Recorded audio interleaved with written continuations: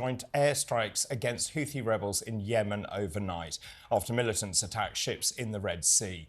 Prime Minister Rishi Sunak and US President Joe Biden both confirmed the military offensive hit more than a dozen sites used by the Iranian-backed rebels just before midnight on Thursday.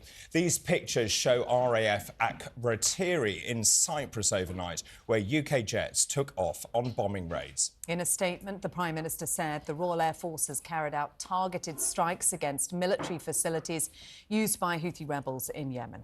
In recent months, the Houthi militia have carried out a series of dangerous and destabilising attacks against commercial shipping in the Red Sea, threatening UK and other international ships. We have, therefore, taken limited, necessary and proportionate action in self-defence alongside the United States. Well, The Sun's defence editor Jerome Starkey is here, as is talkTV's political correspondent Alicia Fitzgerald. Hello to both of you. Jerome, let's start with you. And the UK and US had been threatening this action for some time now. Was it inevitable? It felt inevitable. I mean, certainly about 36 hours before these strikes, we heard Defence Secretary Grant Shapps saying, watch this space. I was certainly hearing from sources that these conversations were taking place. The target list, the possibilities that have been presented to politicians had been drawn up. There were options for military action. And of course, what we'd heard from the US, from the UK and allies was these repeated warnings. And it was getting to a point where, they'd sort of put themselves in a corner in that sense. They'd issue these threats. The Houthis appeared to have ignored the threats. So then it was a question of, well, does the UK and the United States launch strikes, risk the escalation, which this does now entail, or equally bad, do they allow their red lines to be diluted, their threats to appear hollow, and of course then any risks, geopolitical risks that entails further on. This was becoming an increasingly difficult problem. These attacks were increasing both in number and in scale, and the most recent attack by the Houthis involved 18 drones, 2 cruise missiles and a ballistic missile against shipping in the region. Indeed. And these are very stark headlines this morning. Britain and US unite to strike against Iran-backed rebels. And many of the papers actually were caught slightly because, of course, this developed much later on. But actually, for people sitting at home, the significance of this, I think, cannot be understated. Of course, we saw HMS Diamond in action earlier in the week. And, of course, as you rightly say, we had said you need to back down to the Houthis. They didn't do that. And, of course, we have responded in kind with the United States. That's right. The concern will be that this is an escalation and it triggers further escalation. The message from the Houthis yesterday, a few hours before these strikes, was that any strikes would be met with a response. It feels to me almost inevitable that we won't have seen the end of attacks against shipping in the Red Sea. It would have been almost impossible for the US and UK to destroy all of the Houthi arsenal last night. They will have tried, we understand they've hit buildings, they've hit airfields, so they're trying to make it, destroy stockpiles of drones, destroy the runways and the resources used for launching these missiles and drones. But nonetheless, it's likely there will be more. The message this sends to allies, of course, it comes just after US Secretary of State Antony Blinken was touring the region, and his message was one of de-escalation. Of course, his focus has been on the Israel-Gaza conflict. Many Arab nations in the region very uncomfortable, unhappy with the scale of Israel's retaliation in Gaza, the scale of the destruction and the death. The United States, ever since October 7th, ever since Hamas launched that horrific attack on Israel, has been trying to keep some sort of lid on this conflict to stop it spreading into a regional war.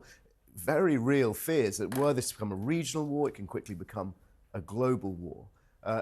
That message of keeping a lid on things, of de-escalating, is, of course, undermined or challenged slightly. And certainly critics of the United States and the UK may say, well, you're saying de-escalate on one hand, but on the other, we're seeing you launching Tomahawk cruise missiles and airstrikes against targets in Yemen. And Alicia, Rishi Sunak very careful in his choice of language in the statement that he put out after this: limited, necessary and proportionate response. Definitely, and I think this is definitely down to the fact that ministers are well aware of the scepticism attached both inside Parliament and amongst the wider public of UK military operations in recent decades. He's very aware of the fact that if he goes in, and that's a terrible phrase to use, I was about to say all guns blazing, and that is definitely not what I meant by that. But you know what I mean? If he goes in full force and full throttle, he knows that he will just open himself up to more scepticism and more debate about whether this is the right thing to do. We've already had some MPs come forward and say they want Parliament to be recalled and that they should be voting on this. And of course, this comes on the back of the National Security Council meeting. They had a COBRA meeting, they had an emergency cabinet meeting. The leader of the opposition was involved in that, so was the Speaker of the House of Commons. The political ramifications of this is, of course, they're saying that Parliament should be recalled. We want to debate this. We can't wait until Monday. Well, this is it. So Rishi Sunak does have the prerogative to call military action without having a vote in Parliament. He's well within his right to do that. The issue is lots of MPs will actually argue that it's just not democratic. We've already had a Lib Dem MP come forward and say that we absolutely must have a vote. Keir Starmer, on the other hand, though, and he hasn't actually really spoken up too much about this since the statement last night, but he has said in the past that he very much backs the government position on this. And he was brought in on the cabinet call last night alongside the Shadow Defence Secretary and the Speaker of the House. Yes, and this was part of what fuelled the decision to actually go ahead with this yesterday. The government and the Cabinet Office felt that there was sufficient time to get both Lindsay Hoyle, the Speaker of the House, and the most senior Labour figures who are involved in this around the Cabinet table and actually consult them. I think if they hadn't been available to do that, maybe the decision would be a bit different. Sufficient time to do that and have that cabinet briefing call, Jerome, but perhaps not sufficient time to go to Parliament and put it to a vote before taking this action, because that takes all the kind of surprise factor out of this, although there were so many warnings to the Houthis, weren't there? Absolutely, and worth pointing out that this is a joint operation with the Americans, and we're under no illusion who the senior partner in that relationship is. The timing of these strikes will have been driven by a number of factors. It's a response to what happened earlier this week, the Houthi attack. We understand it was deliberately timed at night. This is one of the things the Ministry of Defence had to try and limit the risk of casualty, so that the buildings and the airfields they hit more likely to be vacated, no one to be there. But of course, these are also to some extent targets of opportunity, and they will have been watching and waiting. And that will have also been the timing driven by the United States as well. I think it's also worth just pointing out to people at home just how important the Red Sea is in terms of global trade. 12 to 15% of global trade comes through there in the Suez Canal, 30% of container ships through there as well. This has been building for a long time under Operation Prosperity Guardian, hasn't it? And in fact, we have committed many military assets to this region. I don't think people really understand what we've been doing over a period of time. You're absolutely right, David. It's worth remembering. I mean, it was a couple of years ago, I think, a British security guard on a merchant ship was killed when an Iranian one-way attack drone hit their vessel. It had passed through the Bab el-Mandeb Strait. It was then travelling east across the Gulf, but it had been through the Red Sea in this same region. And of course, if you go further back, the problem international shipping was facing was Somali piracy. Somali pirates hijacking vessels off their coast, just slightly further south of the Red Sea, taking them back into Somali ports, really lawless area, Somali ports in those days, and demanding ransom. So, shipping in this area has faced threats for many, many years. It's enlisted a number of different responses. I mean, this is a particularly robust response. I mean, dealing with the pirates took a lot of effort, international courts. Slightly less sort of in terms of strikes on Somali territory, but nonetheless, it's a reminder of how important global trade is, how important shipping is, and particularly these choke points. I mean, this is one of about 7 choke points around the world where vessels are funneled through fairly narrow stretches of water and therefore become vulnerable to attacks from shore-based threats. And Alicia, that's a point that the Prime Minister has been keen to bring home, isn't it? That this just isn't just a distant Middle East conflict. This actually has a direct impact on all of us. We look at his statement, he talks about the disruption to the major trade routes, driving up commodity prices, making this relevant to all of us. Definitely. So the Treasury have already had countless meetings about this when they were deciding whether or not to go ahead with the military action, and they have concluded, sadly, that the likelihood of the impact here being really, really quite severe is very high. They've said that energy prices will probably go back up, and just loads of other resources that are actually so vital to us, and passage through the Red Sea are going to be intercepted and a lot more limited. And obviously this becomes a supply and demand issue. When there's less commodity available, the prices of everything does go back up. And of course this comes in a cost of living crisis. We have a general election looming as well, and of course the GDP figures are due to be released later today as well.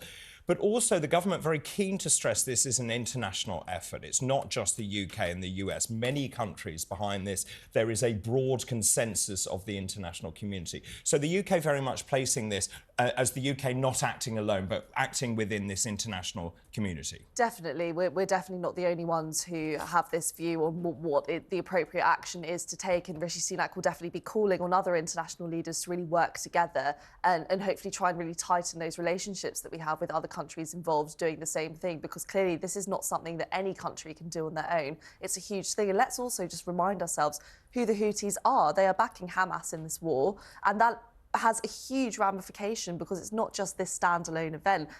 There is the potential risk that this could spread into the Israel-Hamas war, and that would actually escalate it a lot further. And that's the really key point, isn't it? Which is all of these Iran-backed groups. So Hamas, Hezbollah, for example, the Houthis that we've talked about, Islamic Jihad.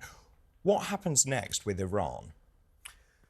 Well, we saw yesterday Iranian commandos, Navy personnel boarding a vessel in the Gulf of Oman, Indeed. seizing an oil tanker. So that's seemed timed as a sort of an escalation, or at least perhaps an Iranian provocation, show of force, at the very least. Absolutely.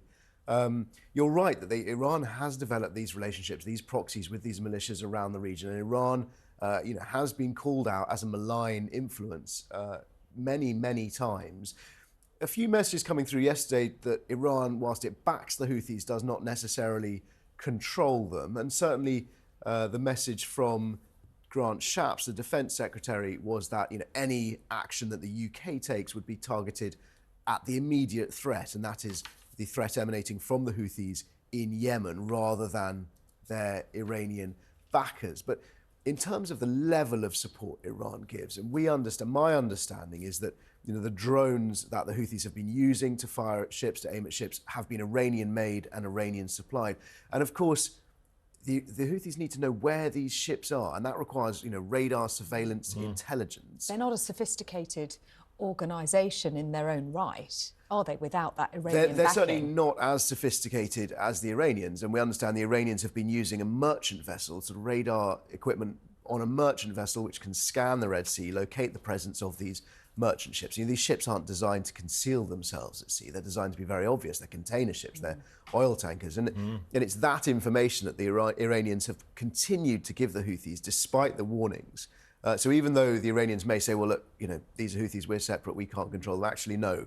It would appear that they've continued to give them the information they need to enable these attacks. And so I think, certainly both in public, very clear warnings, stop, cease, desist, this has to stop. I imagine also behind the scenes, fraught talks taking place, and not just with the Iranians. We know that the UK and indeed the US talking across the region. And Saudi. Exactly, Saudi Arabia. Saudi Arabia has not taken part, but this is Saudi Arabia's direct neighbour, and have been involved very heavily in the war in Yemen. So I think, getting Saudi Arabia's tacit consent for these strikes has been very important.